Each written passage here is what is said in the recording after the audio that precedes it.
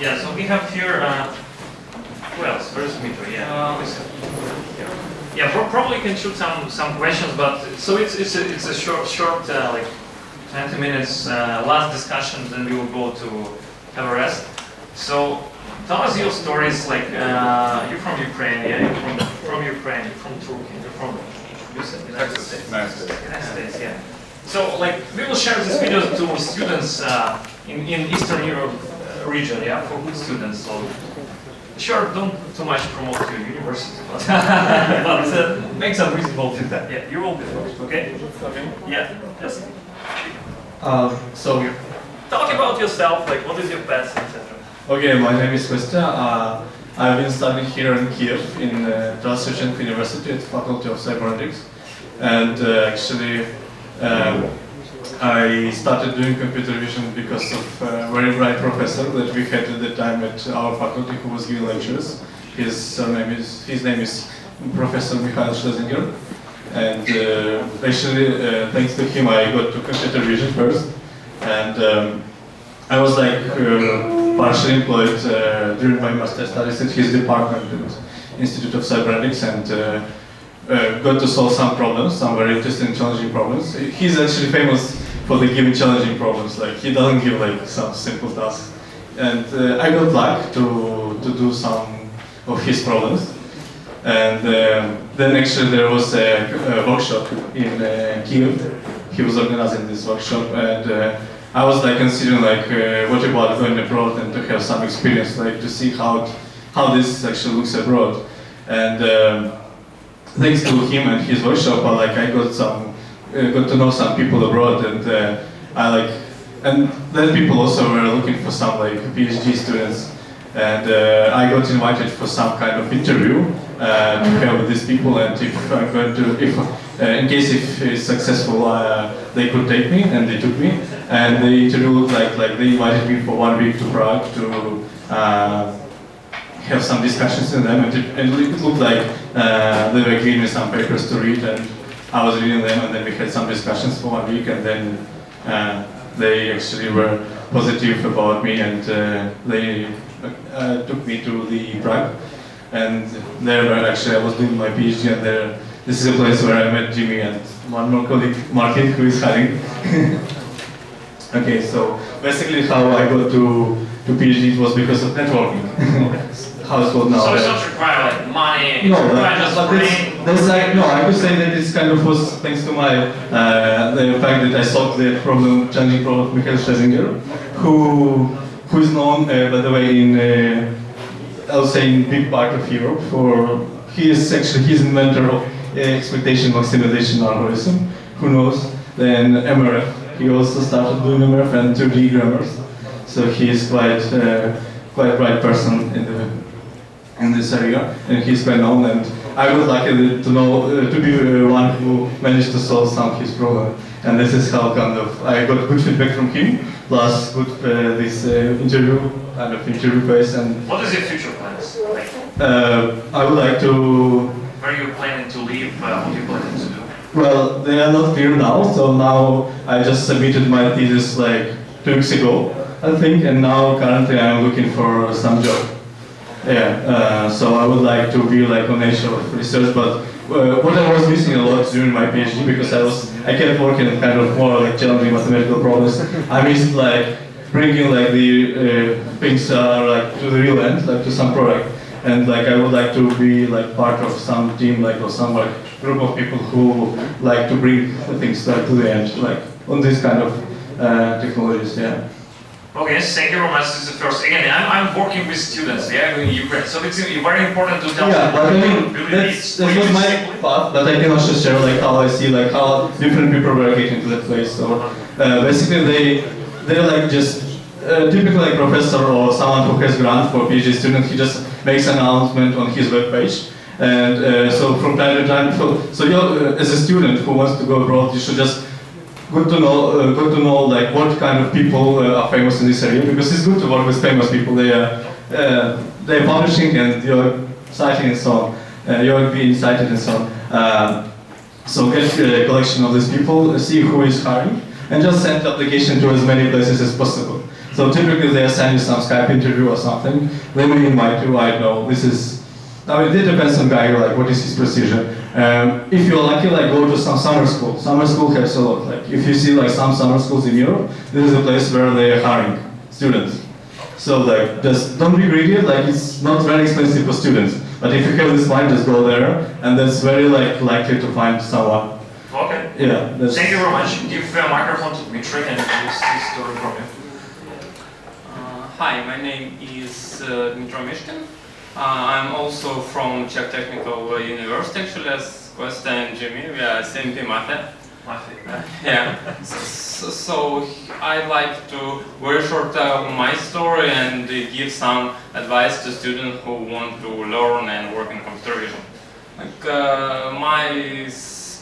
I was studied in KPI for avionics, like nothing about computer vision. And then I got to the exchange program, to the internship. I just like, wow, that's good, but here is university, I don't know, I don't know. Oh, here's a guy who supervised algorithm I tried to implement. So I tried to write him, it was Irja Matas, as supervisor of Jimmy and me, and I told like, hey, I'm student, I know you're cool guy, like not in exactly these words, but like in general, and I want to work in computer vision. So let's try. He said, I came to Prague, make one publication, and then came back to Ukraine. Then they say, okay, maybe you will finish your research. Some other ideas. I have got back. Then we got Maidan. I came back after this students fight to Ukraine back. And then I started to look for work and got to the Clear computer vision startup where we do deep learning. So mostly because of my academic experience. And currently I'm CTO of Clear Research and doing remotely my PhD in Prague. So if someone wants to study computer vision in Ukraine, first there is no good computer vision school in Ukraine at all. It's pity, there is something in machine learning but not in computer vision. What you can do? First, of course, Coursera online, etc. But much better, more inspiring, and whatever, you should work in good environment, you should go to some nice university. It's not so hard as it looks like. You should, as Kosta said, find some good professors and just try them, don't afraid. You can write, I don't know, Jeff Hinton, Jan LeCun, Irja Matas, like one of the 100 will answer you, and there are much more than 100 good professors.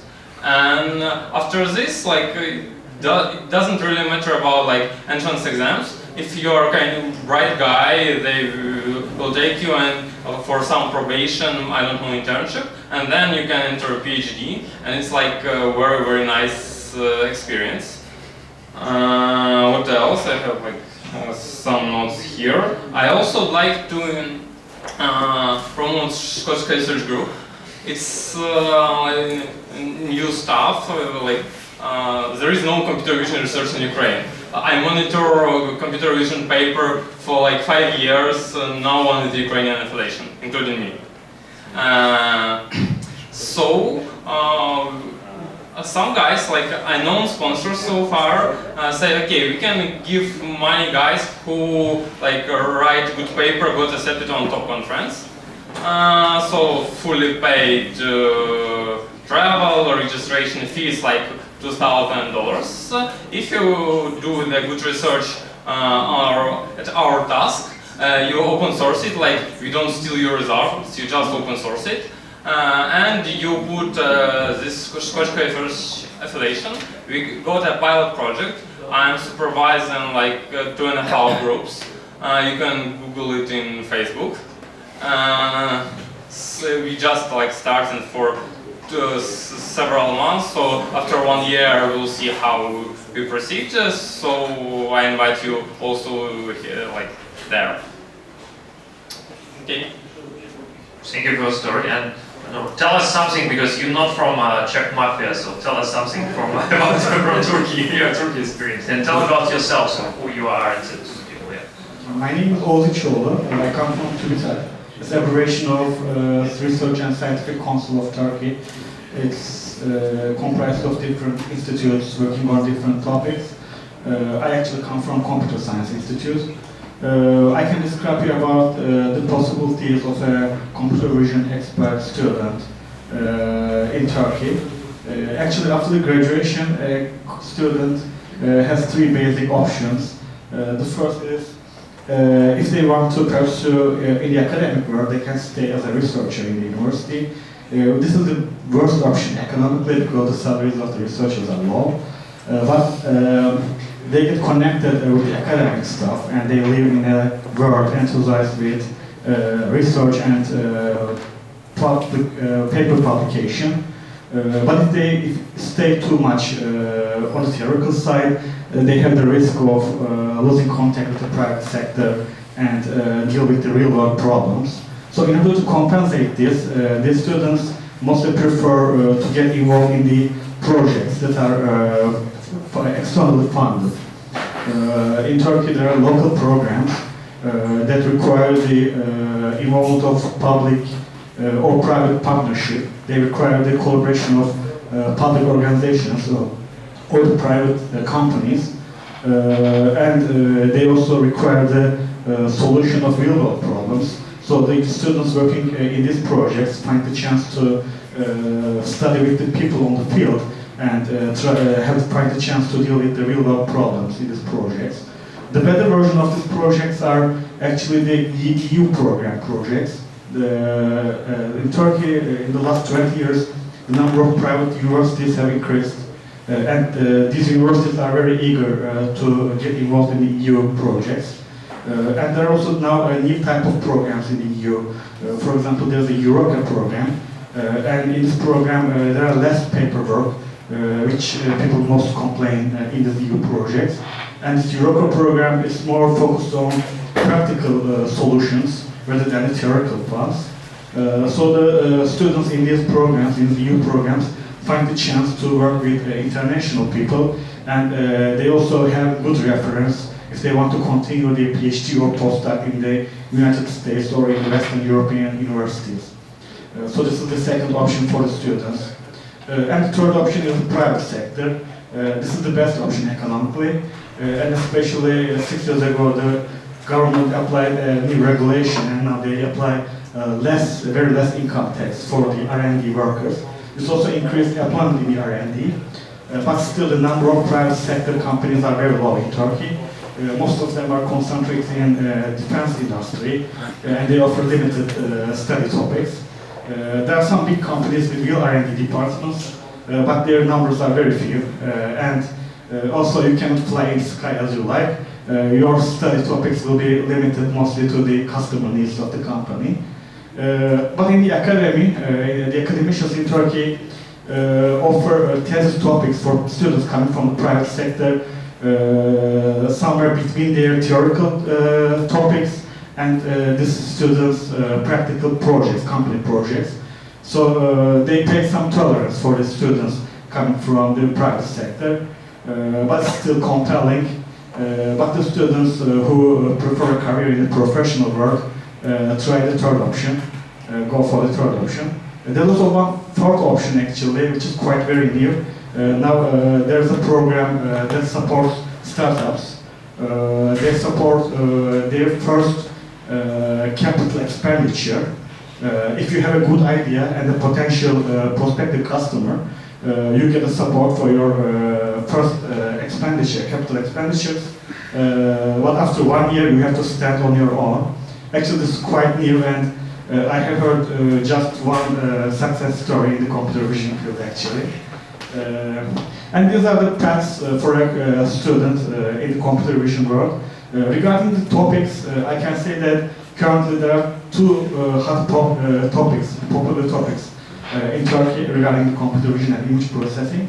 The first one is smartphones actually. Smartphones now have processing power more than the workstations we used 10 years ago, and plus they have embedded powerful sensors, 10 megapixels cameras, GPS, microphone, gyro sensor. In some models, some models of smartphones have twin cameras on the front that enable the development of stereo vision applications for the developers. These smartphones offer a high potential, so that's why the academicians direct their students on developing applications in smartphones for computer vision and image processing. And second hot topic is big data in Turkey. Big data is a technology that enables storage and processing of big huge amount of data. And in the computer vision world, people began using this technology in exploiting their big training sets for mostly classification and prediction problems. And by exploiting big training sets, huge training set data, the success levels of these classifiers and prediction applications have increased. One example I can say, for example, in genetic analysis, gene analysis, genetics, one drop of blood from one woman generates 80 gigabytes of DNA data from one person. Now there are diseases coming from viruses like flu or cold, but there are also diseases coming from gene mutations and genetics, like most of the cancer diseases. People actually apply the same algorithms, but this time on the big data platform, and this time object detection is replaced by disease detection, but they actually again the same algorithm to apply. Another, for example, common example, is predictive maintenance. The Germans call it Industry 4. The aim is to predict the malfunctions and breakdowns, especially in the manufacturing sector, before they appear. And they say that this is the fourth revolution in the industry, and non-stopping manufacturing by predicting the failures before. And General Electric company, GE company, also uses this technology for predicting malfunctions in the aircraft engines, because a non-expected failure can be very catastrophic in the airline industry. Actually, that's why these are the hot topics in Turkey, and academicians direct their students applying algorithms on big data platforms, like applying, for example, SVM, support vector machines on Spark, or applying, for example, Bayesian classifier on Hadoop. And they also direct their students on deep learning as well. Deep learning can be described as a neural network platform reinforced with big data. And they say that its success, it's a common platform, but its success has begun exceeding the ones that are customly developed. This is the general summary. I have a very short question. So I'm flying usually to America through Istanbul, and I'm speaking with a lot of people in a plane. Yeah. So I know a lot of stories when people finish some university and finish a postdoc in Europe or United States. I have one just it's a short but question. How many people returning back to Turkey? Like percent, like 15, like I don't know, percent, like half of the people, 20% of the people. How many? I don't know any exact number, but very few. Your feeling? Maybe 10% is between. 10%? Yes. All of them, like 90% is continue working abroad, yeah? For stay abroad, yes. Okay, understand. Thank you very much for the story, and James, give us some your opinion on this. Sure. So, I'd like to talk about how I got into computer vision briefly. I think it's a good thing. And then I have a Ukrainian student who started with me at 17. I started advising him, and technically he's not my student, but I'm responsible for advising him. And I think it's interesting his path. So I'd like to talk a little bit about that, because I think that's very applicable to what you asked, and maybe conclude it with like what courses I suggest that he take to really prepare himself for a research career in computer vision.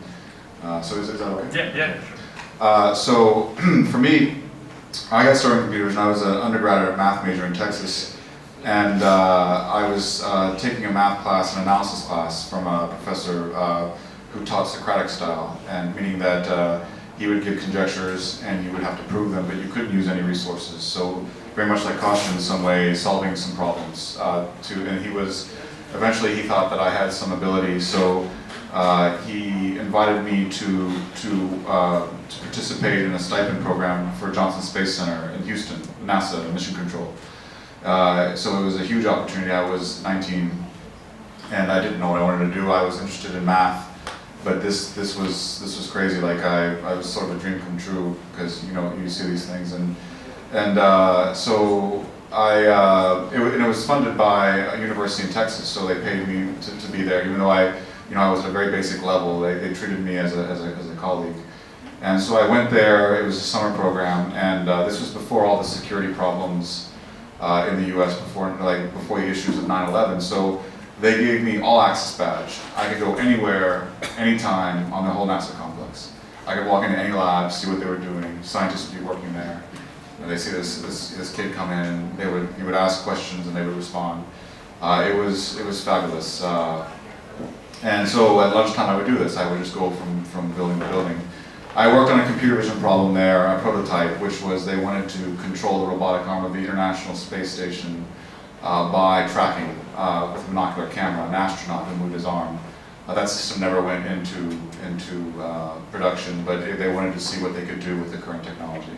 And we worked with Caltech University on that. I was working with some researchers there, mostly just implementing what they had done, basically, for our purposes.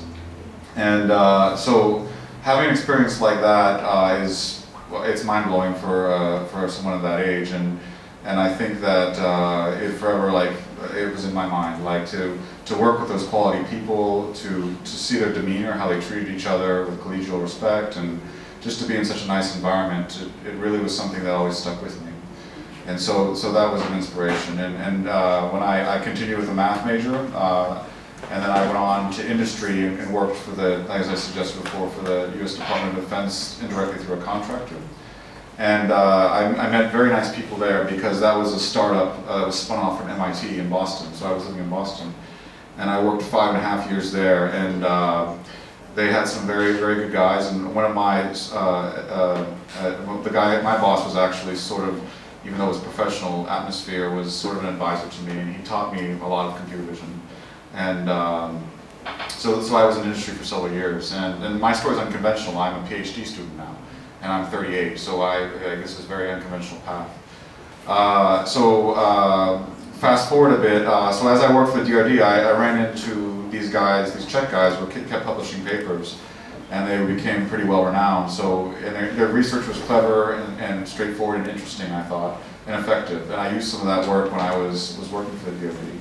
And so I contacted eventually, not right after I left, but a few years down the line, I remembered that, and I contacted Jiří Matas, and he's kind of got a bit of a crazy side sometimes. He's like, well, come on over, we'll see what you got. And he looked at my CV and thought it was good enough to take a chance on me. So he brought me over and gave me funding, and I started my career at Czech Technical University. So so the idea was it sort of reiterates what Kostya and Dmitry said, which is I found a professor, started working with him. He thought that I had some ability, and then he opened a door for me, and that opened many doors subsequently. So that position at NASA got me my job at the DoD, et cetera, and that got me the job at the position at CMP with some funding, so I could come here to Prague, come to Prague. I want to talk a little bit about Dennis. Dennis was the Ukrainian student that I have. He was 17 when he started his degree. He didn't know any MATLAB, very little programming, but he won a math competition. And again, Jiří said, this guy might be really good, let's see what he's got. And Andra, who's my boss, was too busy to sort of directly supervise him, so he said, why don't you see, give Dennis some starter projects, see what he can do. And first off, he's gotten all the highest marks in his classes, so he's taken care of that. We give him funding. He works about 20 hours a week, and he did that from the start. First, he was just doing some annotation tools, learning MATLAB, learning the basics. And now, 2 years later, fast forward, he's doing machine learning on a basic level, but still he's doing some of this stuff, coding. He helped write a mean shift algorithm in C++ on manifolds, so some tricky stuff. He's now a co-author on a paper, or hopefully, if we get it accepted at the MVC. So he's been a huge contributor, and it took a while, but the investment was worth it. And the idea was, again, the same, that he won some competition, and he was willing to take the risk. He wanted to leave. He wanted to do something different, so he searched out some opportunity, and he came to Prague, and his parents were supportive of that, and then we got him. I'm not sure exactly how we usually found him, but and then because he seemed bright, we had the funding, and we started with him, and it was a risk because he really couldn't show us anything at 17. What kind of computer vision can you really contribute to? But now, 2 years later, he might be, hopefully, he'll be a very young co-author on some papers. So. I'm really happy about that story. It's a nice success story, and I think that the message is clear. Like, if you want to take this path and you want to have these research opportunities, then find a mentor. It may not have to be at a university, but someone who's doing it, and show them something, and then they can open some doors for you, obviously. And be willing to move. Like I moved from the U.S. From Boston to Prague. I took a big risk coming this direction, but I wanted to work with these people, and I did it. So, the final thing was just about classes. Like Dennis asked me what classes to take computer vision, and I made a mistake because I was really, when I was doing math, even though I had this computer vision experience, I was doing analysis and functional analysis and improving theorems and so forth, and that's very nice and good. But what I really needed, I completely ignored, and purposely ignored it because I hated it. But now I like it, so I learned my lesson. But I took a probability class. I didn't take any statistical inference class. I mean, if you're going to do computer vision, like load up on statistical inference, load up on matrix theory, load up on graph theory, combinatorial optimization, complexity theory for algorithms. These things are like computer vision. Everyone knows it's a multi-discipline area. Like you use so many different maths and so forth. So you're never going to have too much. But like statistical inference and matrix theory and the combinatorial optimization, discrete combinatorial optimization, this stuff is extremely important. And computer vision is going towards machine learning, whether we like it or not. I mean, it's there. They're like more and more you see at the conferences, machine learning. So optimization, like being able to optimize different functions to learn, to train. This is key, and they can be quite difficult to do. So I guess that would be my, and Dennis, I'm pushing him to try to take classes on those levels. And also like affine and projective geometry. So you get your linear algebra and matrix theory, but you need a geometric viewpoint on that as well. And actually in the US they don't teach it. Like even linear algebra, matrix theory, we don't talk about affine spaces or projective spaces. We only talk about linear spaces. And this was a huge like hole, and I'm surprised that we don't do it, but like Czech Technical University does.